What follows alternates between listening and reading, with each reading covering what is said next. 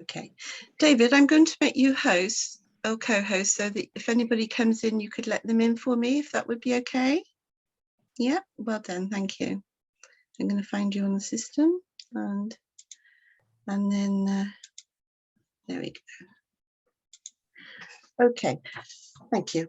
Before we start today's program, I've got a few announcements. Our next workshop, thinking ahead, is the 17th of May, when we shall be sharing useful information about digital records, care planning, and give you an IT tutorial. On the 7th of June, I would like to remind everybody we've got the Care and Support West conference. Tickets are available. A reminder that the early bird tickets are available for the awards ceremony being held in October at Ashton Gate. We've got over 180 nominations, which is fantastic. It demonstrates we've got a lot of respect and admiration for staff across the sector. Please look out for all invitations and information about these and many more on our weekly Members Digest newsletter, or you can go to Care and Support West website, which is www.careandsupportwest.com. So today's programme, we have Mick Feathers from Citation. Mick's going to be talking through all things equal and diverse. And then Wendie Smith will inform you and talk you through her new role as Social Care Nurse Ambassador and how she can help you. I'm going to stop talking now and I'm going to hand you over to Mick.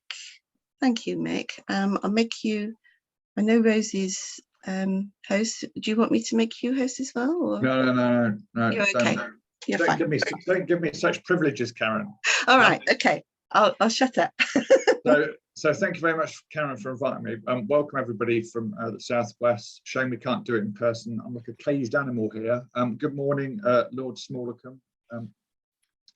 Anyone who's probably seen me before is probably already thinking, oh, he's let himself go, isn't he? In terms of kind of you guys, first of all, a big thank you for what you do.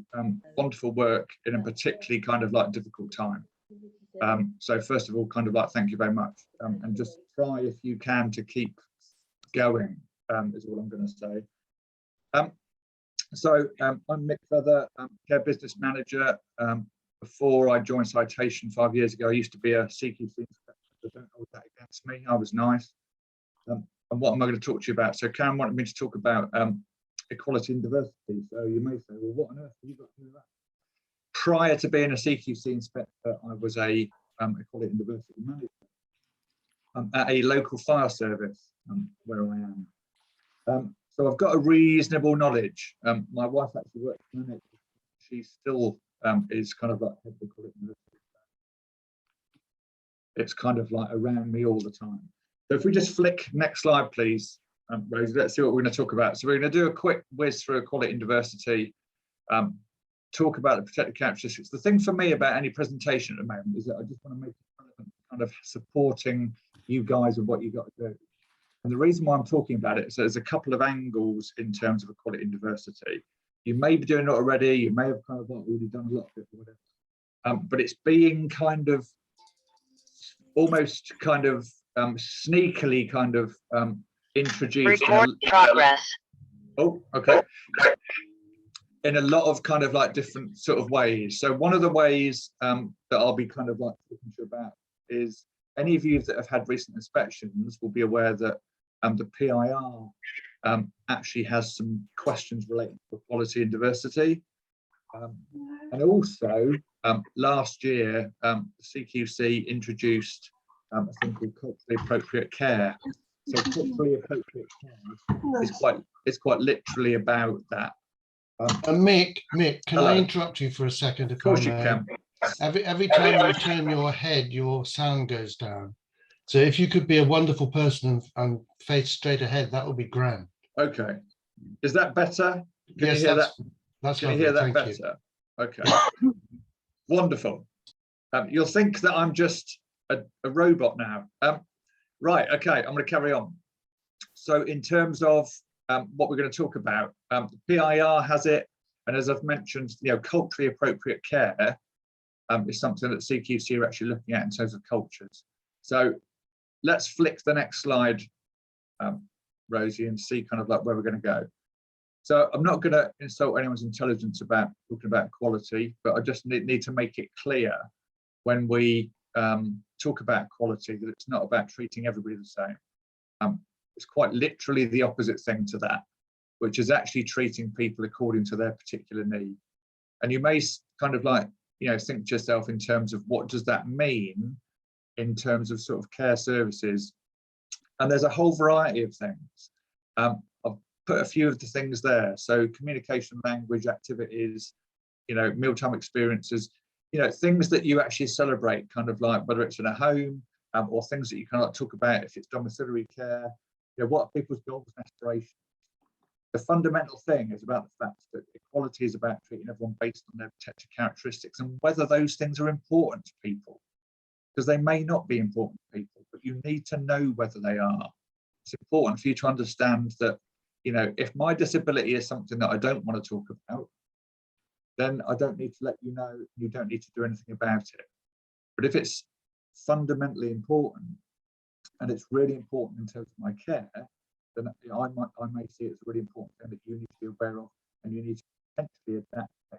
We're all aware of kind of the accessible information standard, and those things come across in CQC reports, you know, a lot of the time. So it's about being aware of those things and making sure that you can actually, you know, you're on top of it. So next slide, that was equality. What's diversity? Let's have a look. Mick, your sound is a little bit funny again. I wonder if it's worth trying without the headphones. Is that any better? Yeah, that's better. Thanks, Is it? Mick. Yeah. Okay, good. No headphones. Right. Okay, so diversity. It's just another word for different. So don't kind of think that it's some fancy, mysterious thing. Diversity is just really the things that make it, you know, all of us different from each other. And it's about understanding what are the differences and whether those differences are actually important. Can everybody still hear me okay? Is that still all right, Rosie? Yeah, that's better. Better, yeah. Okay.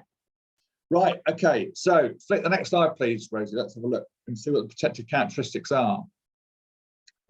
There are 9 protected characteristics under the Equality Act, and those little pictures are supposed to demonstrate them. But in actual fact, you're looking at age, disability, gender, sexual orientation, race, religion. The thing for me is about the fact of, have you got that information regarding the people you care for? And it can be in a, you know, really simple kind of way. So either on initial assessment, so when you initially kind of like, you know, getting all the information regarding somebody, it could be a time when you might want to ask some of those questions. Have they got a religion? Have they got a disability? Sexual orientation, religion, and whether it's important. In terms of, you know, how to do that. So some of you might have equality monitoring forms. It may be the fact that you just do it as a casual thing. So you just ask it as part of kind of like asking any other question.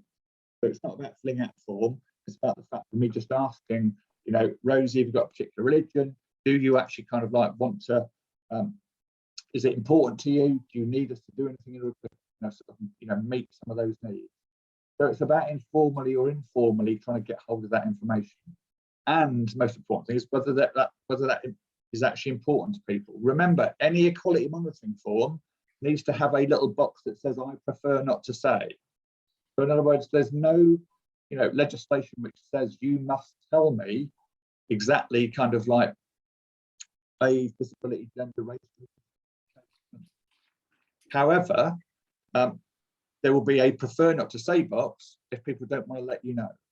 So it's about, you know, understanding, and you can see from that whether that's important to people or whether it isn't. So how does that link in terms of sort of CQC reports? So flick the next slide, please, Rosie. It's all over in terms of sort of reports. It's in every kind of key line of inquiry. So there are obvious ones: discrimination, harassment. So that's either between residents, or your clients, or staff, or whatever. It's about communication, listening. Those are, you know, obvious things. But there are also things about, you know, end of life care might be specific to people depending on kind of like their characteristic. what's the culture like in terms of the service, and what, you know, potentially what values have staff and kind of, you know, as the organisation got, to make sure that people understand, you know, what's important and what's not important in terms of, you know, where that is. Next slide, please, Rosie. So depending on kind of, you know, when you look at reports, it would sometimes depend on the ability and the actual kind of knowledge level of kind of like inspectors. Sometimes it's a bit varied. Usually it's in caring and responsive, so they may well, depending on their knowledge, put in a comment, you know, either good or bad, about whether, you know, is equality something which is, you know, really embedded in the service? Is it something that's an issue? It might be about LGBT not being specifically addressed, or it might be about, you know, stuff regarding race, or it may be, you know, that there isn't sufficient knowledge by the inspector, and they're either going to say that everything's all right, or they may kind of like, you know, decide not to comment specifically on whatever it is. Sometimes, you know, it's given a lot of importance. Sometimes it's not given so much importance in terms of sort of what it is. In the past, and probably in the last sort of 3 years, I've actually seen where a service has not only been rated badly in relation to equality and diversity, but they actually kind of breached them in terms of responsive care. So sort of regulation 9 around the fact of, you know, is it person-centered care? And it was around the fact of not understanding whether an individual was LGBT, and not sort of trying to address or provide sort of person-centered care. And that potentially led the inspector to turn around and say, this is a breach of regulation because you're not necessarily kind of meeting the needs of that individual. And they feel that obviously that's important. So let's come on to the thing that came out last year. Thanks, Rosie. So May 2021, CQC came out with the fact that they were going to start looking at closed cultures. So what do we mean by that? So I've just put this slide up really, so we can actually define what that is. So CQC have actually said that poor culture can lead to harm. The reason why they did it was Walton Hall and Winterbourne View. So you're all kind of like aware of kind of like the issues surrounding those learning disability services, where there was a culture in terms of management, etc., where those things were not necessarily open and transparent about what's going on. So all those things around closed culture, blame culture, are the things you need to. You can't do that overnight. That's an ongoing thing that you need to think about in terms of sort of what you've got to do. But in terms of you guys right now, if you're not already doing it, if you flick the next slide, please, Rosie. So on the left-hand side, that's the guide that all inspectors were given. So inspectors were given this guide, which is about identifying and responding to closed cultures. So they will actively be looking for kind of closed cultures. So, you know, if staff go running off, or if staff kind of like, you know, turn around and say, well, you know, you can't really say what you think here, or else otherwise you might find yourself in trouble, or managers are not being completely open or whatever. That's the kind of things that CQC might be looking at and checking. It says there, CQC would love to, you know, promote a positive culture that's person-centered, open and inclusive. And the things that they look at, well, they'll be looking at poor care experiences, weak leadership and management, poor staff skills, lack of oversight. The physical environment is not great either. So everyone's a little bit afraid to kind of point out there are some issues here or issues there or whatever that kind of like might be. So basically, in terms of trying to sort out, try and address things like Walton Hall and Winterbourne View, they came up with this thing. The next slide, please, Rosie. So this is basically what they're after. They're talking about culturally appropriate care, which means care which is sensitive to people's cultural identity.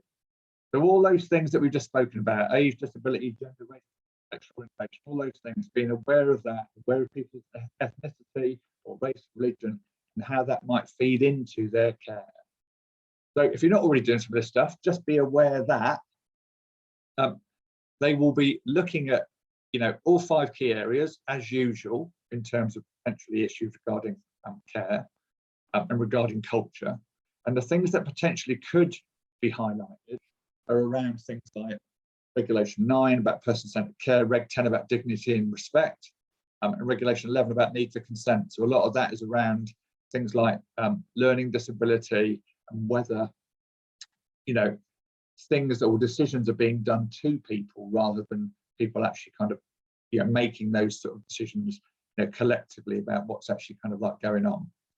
So I think in terms of, you know, how some of these things kind of like link in, it is, you know, kind of like, you know, relevant to think about, well, if you're not doing equality and diversity things purely on the basis of finding out that information, you need to be doing it in terms of culturally appropriate care. So have that in the back of your mind in terms of what information have we got, what information do we need to kind of like get hold of, and whether that information is actually important. And what I've done is that any of you that, as I said, have recently kind of been filling out your PIR. So you're probably kind of like due an inspection relatively soon. Will notice that quality and diversity is actually kind of like also flicked into the PIR. So amongst all the questions which are obvious ones, things like, you know, how many staff have you got, you know, who your commissioners are, etc., it will also be asking you things like people who... Oh, Mick, we're losing you a little bit. Oh. For some reason it's when you turn your head, but yeah, that's better now. Okay. Let me just put this piece of paper in front of me so that I don't veer away. So, okay, so it says, do people who use your service have any specific communication needs or preferences? So that's specifically around AIS. So that's accessible information standards. So do staff seek accessible ways to communicate with people?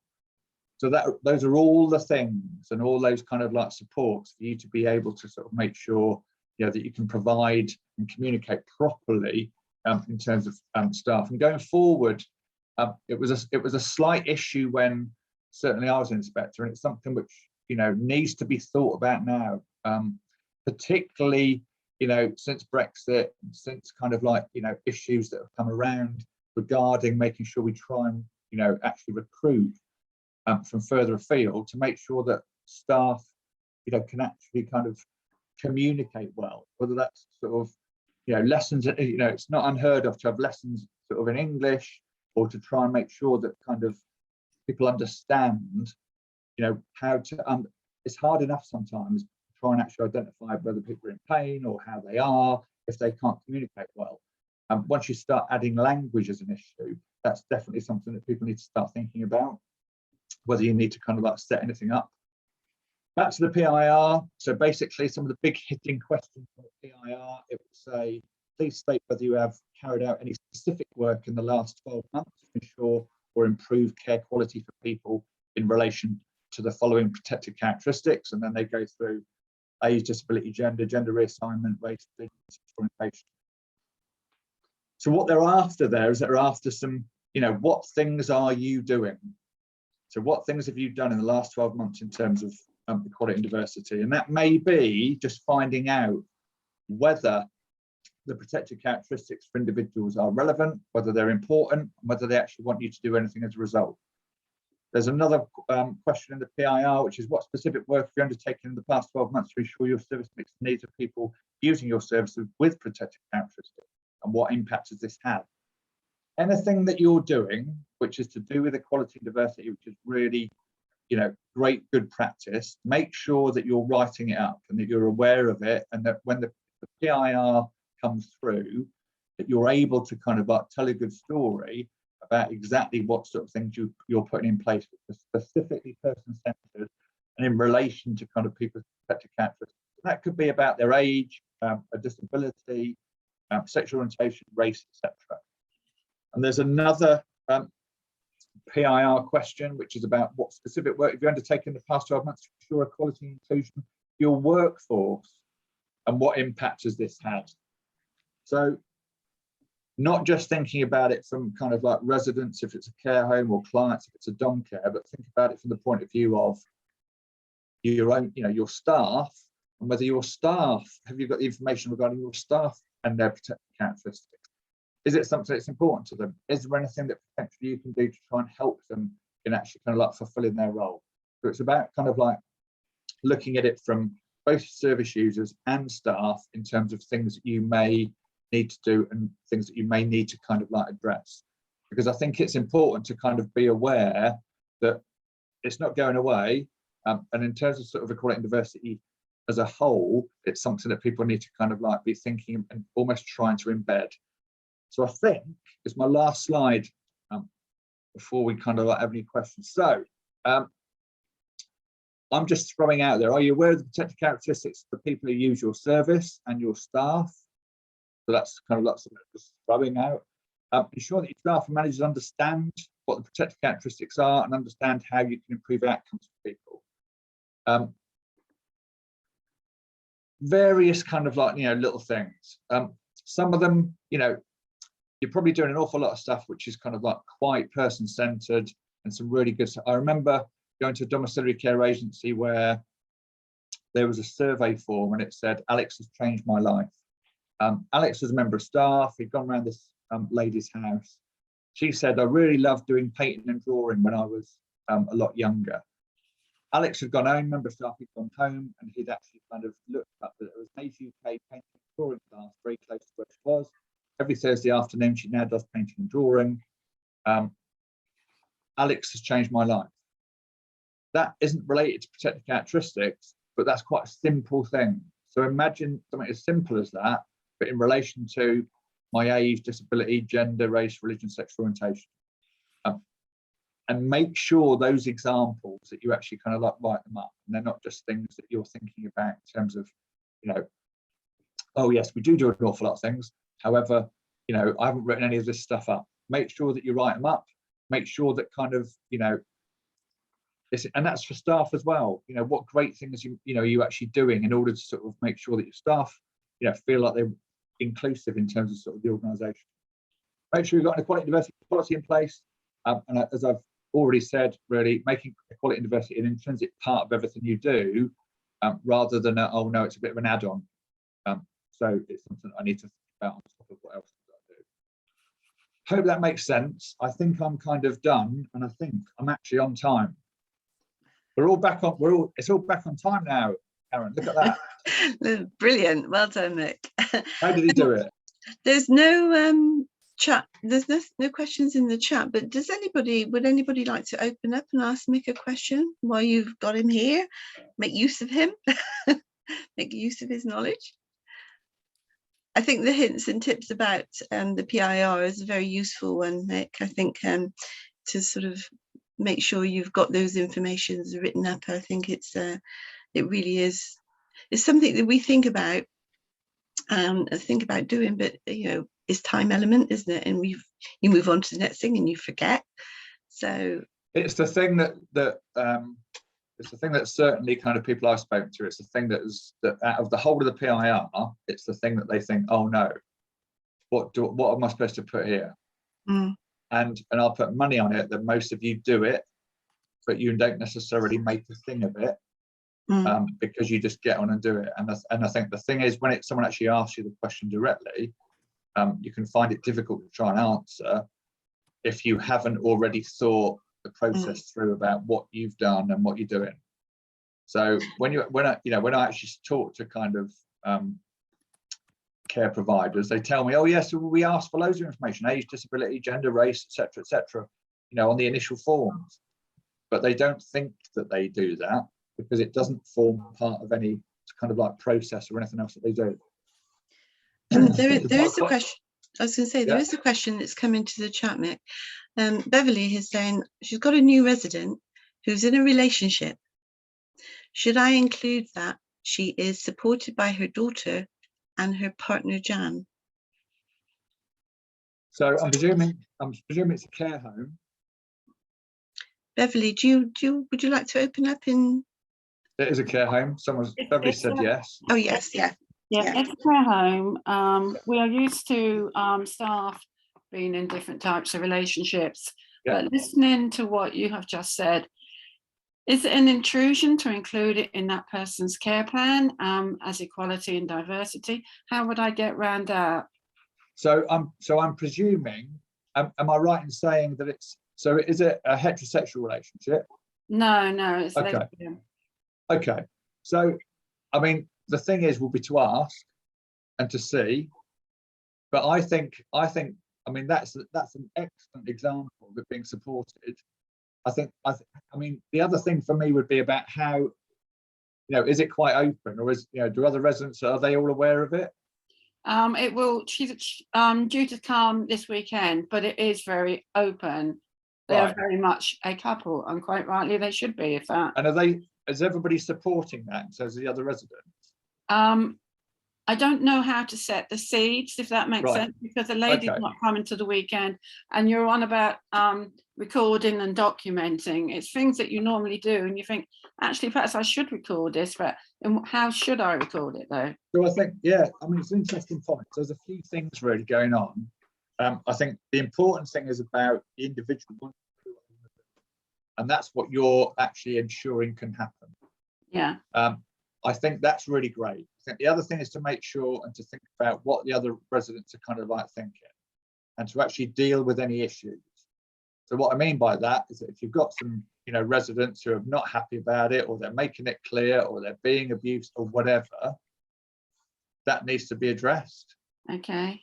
In terms of sort of what that is. But in terms of what you're talking about writing up, as you know, it's a great example of how you're supporting people, you know, with family member as well. It's about asking the individual. So it's about asking them about, you know, how do they feel? Because you know, it should be something that your organisation are proud of. You know, in terms of we're making this happen because this is what's going on. What's sad, and I heard a few stories about this. I've heard a few stories. So this is kind of like, you know, male-gay relationships where individuals have had to, you know, because of kind of societal things and because of it, you know, and whatever, even though they were potentially give or take, obviously nothing physical, sort of a gay relationship, they couldn't kind of do anything about it because of the actual sort of environment and the culture. So you know, potentially, I mean, you know, there's a CQC guide, the one about sexual relationships. You've probably seen it, have you, Beverly? Yeah, I have. Yeah. Right. I mean, you know, it's a great thing, and I know that obviously COVID is making people about what should be happening and what shouldn't be happening. But the whole purpose of that is about the fact of people have feelings. People will want, you know, to either love or be loved and whatever. And what's kind of like important is about the fact of how you actually make sure you manage that in the situation that you've got. And it sounds to me like you're doing it really well. You need to make sure that the individuals concerned are happy with the fact of you know, stating and it being something which you're proud of. That's the reason why you're doing it, because you're being proud of it. It's not about the fact of just writing it out for the sake of it. But you know, if it was me and if I wanted it private and I don't want anyone knowing, that's a different thing to what you're talking about, which is, as far as I know, they're quite happy for it to be open and but then what you're actually saying is I should ask them before I do any documentation, because they may prefer to be kept private. Yeah, you're in the care home. So I think that's, yeah, and that's a decision, you know, for them in terms of sort of what that is. Okay. Because you know, it is, and you know, quite rightly so. You know, I may be religious. I may want you to take me to church on a Sunday every Sunday. I may not want all the other residents to know. Yeah. Do you know what I mean? Yeah, I get the link where you're going, this line where you're going with it. Yeah. But I think what you're doing is brilliant. I think, you know, what you're doing is, you know, it should be celebrated. The thing is about the fact that, you know, any kind of like relationship in terms of kind of like, you know, in a kind of care setting, whatever, have to be managed. And it's about impact on those individuals, whether they want to be, you know, everyone be aware of it, and also how the other kind of like residents actually sort of react and how you manage that. So basically what, and I'm just giving an example. I went to a care home years ago, whatever. In terms of sort of the actual diversity of people in the home, there was one Black African woman. There were 2 or 3 individuals that were not particularly happy with this being in the home. One was actually quite abusive. As an inspector, I want to see what's going on about stopping that happening. And there were, you know, disciplinaries in terms of, you know, talking to residents and talking to staff if it was staff to make sure that you do everything you can to ensure that people feel. Hopefully, you won't have that as an issue, Beverly. I would kind of, you know, I hope it kind of like all goes well. Thank you, Mick. That's really useful. Culturally appropriate care is something we all need to think about. So really appreciate. Does anybody else have any further questions for Mick? I don't think so. So that leaves me to say thank you, Mick. That's right. No, thank Brilliant, you. brilliant present. Thank you. I'm sure people will take away a lot from that this morning.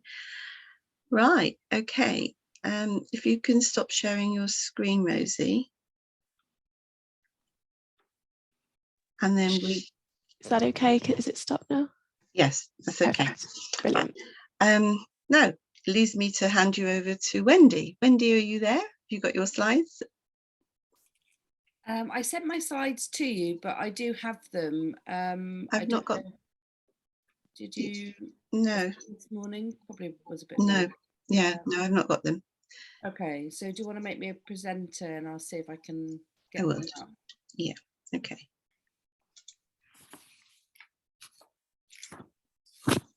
Okay. There you go. Perfect. Thank you. Bear with me, everyone. While I'm doing this and fiddling on the computer, let me introduce myself. I am Wendie Smith, and I am a nurse based in the Training Hub. Now, I don't know if everybody knows about the Training Hub, but they are part of the CCG. So they are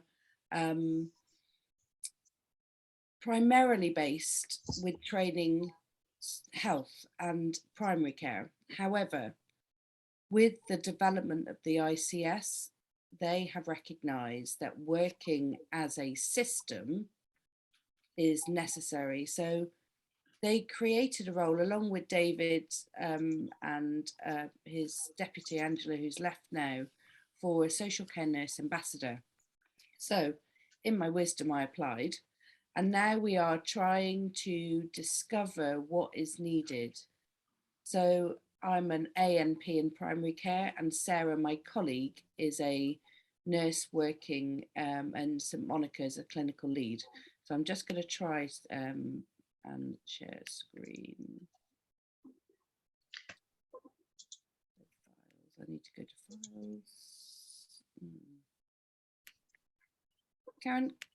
Wendy, I found your slides now, so do you want me to help you? Yes, yes, yes, yes, please. Was that too eager? It was too eager. Okay. Well, I say I found your slides, but it wasn't. Was there attachments? Okay, there we go. That's it. Okay. So the Training Hub have decided to see how we best can help you. Now, from my perspective, I understand that social care is a particularly wide area that has lots of services. Now, the social care nurse ambassador for me is to support social care in developing links with health.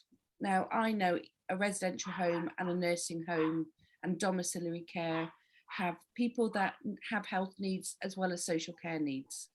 Now, if we can work together better, in my view, we can improve care. And it doesn't matter if that's health or social care, in my view.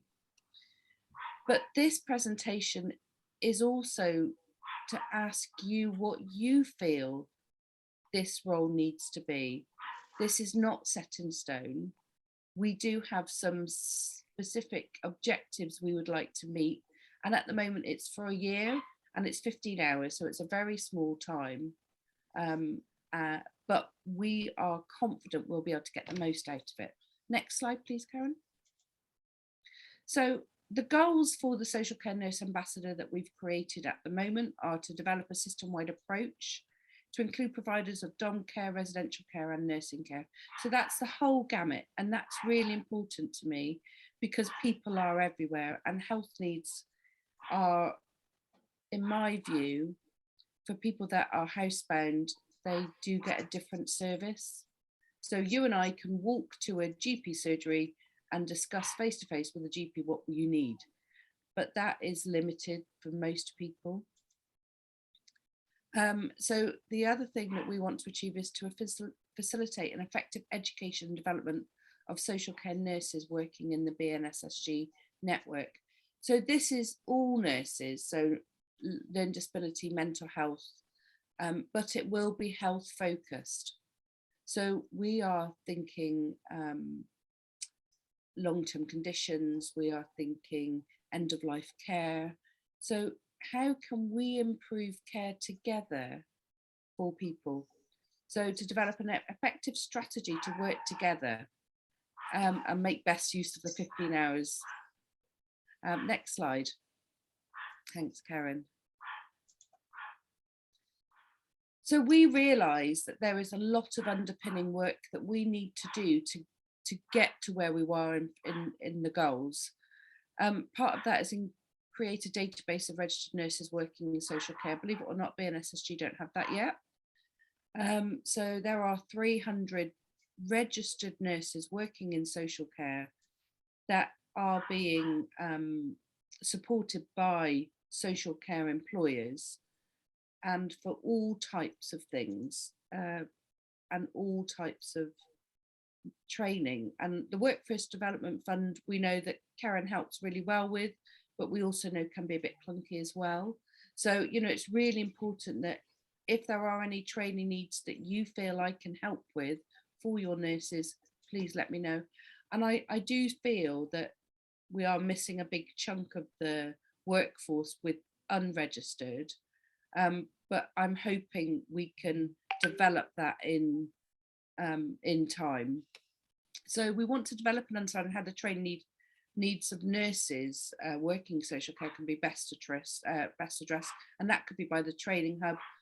We're not education providers, but we are facilitators, and we will, where needed, seek out that training for you. To provide a network of learning and opportunities to nurses, and to each business to access the Workforce Development Fund support with Care and Support West. Now I work closely with David and Karen, and you know, I think I am just another person to support you, and you can contact me at any time about anything. I may not be able to help, but I can certainly signpost, and I may even be able to make a case for things as well. And so the other thing is to engage with providers. That's you. Develop an organisation understanding of training needs. And so if we can develop an effective collective response, what we can do is develop that budget planning. We can develop that idea of a strategy for working together for the workforce development. You know, your future nurse is as important as your nurse here at the moment, in my view. Next slide. So the database, we are working with Skills for Care, and I don't know if you know, but Skills for Care are developing a forum as well for the Southwest, and Care and Support West to engage you, and that's why I'm here. To clarify, the number of nurses would be great, and having access to nurses to appropriate training, I think, is probably the most important. I'm sure your nurses' needs are being met with all their training, and if I can support with that and access other training, I'd be happy to do that. Next slide, please, Karen. So this collective system development is really important to me, because I think not having the voice of social care hasn't helped with the integration of the system. Now, when I joined the hub, some of you might have met me before, I work in placements. I was astounded at how outside the system social care is from health. And because health relies on social care so much, it does need to take stock and integrate further. So the developing the understanding of the training needs while acknowledging the business competition and collaboration. Now that there is a massive, you're all small businesses, you're all businesses that are providing a service and in competition with your next. But, you know, I want to ensure that that is completely acknowledged as well. And so the other thing is supporting nurses to develop their clinical knowledge. The complexity of patients increases, especially with the reduction in bed base. Over the past 5-10 years, people are living longer, multi-morbidity, they are living with illness, and they are having good lives, and keeping people well and healthy to sustain that good life is really important. And supporting nurses who may not have that clinical knowledge of long-term conditions, you know, to actually improve care. If that's what I'm needed to do, then that's great. And I think I would love to hear from you about that as well. Next slide, please, Karen. So the networking learning opportunities will come from the higher education institutes as well. Allow portfolio working. So some nurses choose to work part-time in different areas, and you may have nurses like that. And, you know, how they manage their training can be a bit more bitty in that sense. So offering that to keep nurses attracted to social care, keep nurses engaged and developed as well. And we haven't spoke about the nurse forum. So the registered nurse forum will be on the 17th of May. Next slide, Karen. Thank you. So this is Sarah and I both on a good day. The forum is on the Tuesday 17th May. We've decided to do it in the evening. And I think I do a lot of my own development outside of work time, and I'm unsure whether social care nurses, if that's on their agenda. And I would love to discuss how you feel about allowing your nurses time off for this type of event. And what we're going to discuss is type 2 diabetes. Now, type 2 diabetes, a large proportion of the elderly population have type 2 diabetes, and as they get older their needs change, so we're going to discuss changing needs and type 2 diabetes. And I think it will be a good mix of welcoming each other, talking to each other, and, you know, discussing clinical things as well. So next slide. Thank you. So the future plans, ongoing networking. There is a conference booked for October 22, but we want to get some more information about what's needed in social care before we nail that down. And we want the role to be supportive and responsive to you, to social care. So this is your opportunity really to feed back about how you feel health can support you as well. I think the development of the integrated care system, David is very passionate about having social care voices on the ICP and the ICBs. However, the PCNs, the primary care networks, are the GP interface, and I think we need to be developing that further as well. Next slide, please, Karen. So here are our emails. And I am very happy for you to contact me, for your nurses to contact me. And, you know, I'm happy to come and visit. I think that the first 3 to 5 months of this role is really understanding what you need from social, you know, the social care voice. And I am happy to be that social care voice with your support. So that's me. Has anybody got any questions? Thank you, Wendie. There's nothing on the chat, but if anybody has any questions for Wendie, speak up, please. That was really useful, Wendie. It's interesting to see what is available out there for nurses. I've just written down revalidation. I know all nurses have to do the revalidation pin. So is that something you help with? Is that something you can sort of... So I don't need to, because registered managers can do that. So the revalidation can be done in-house. Okay. Now, I think the NMC paperwork is a bit more clunky. And if a nurse wanted support for that, so that they come to their registered manager fully fledged and saying, this is what the NMC requires. Or if the registered managers want support on how best to support your nurses to revalidate, having done it several times myself, there is a process, and I don't think leaving it to the last minute is a good way to do that, because if the nurses don't have their PIN, they cannot work. Cannot work as a registered nurse. They have to be they have to re-register, and that can take up to 6 months. So it's really important to be very careful about that.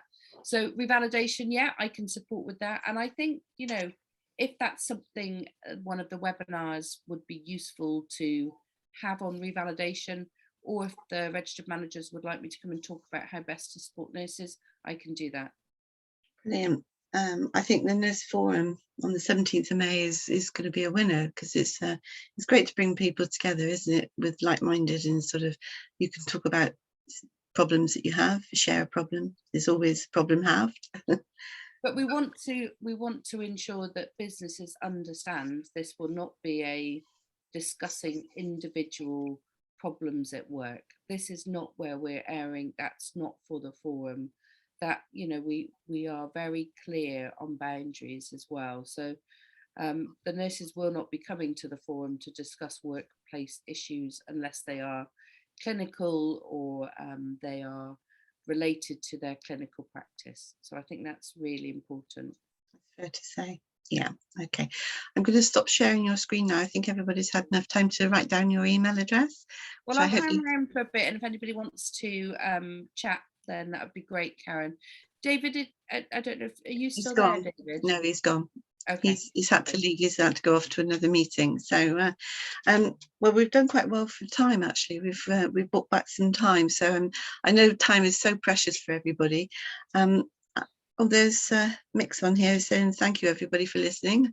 Hope it was useful, and thanks for the great work everybody's doing.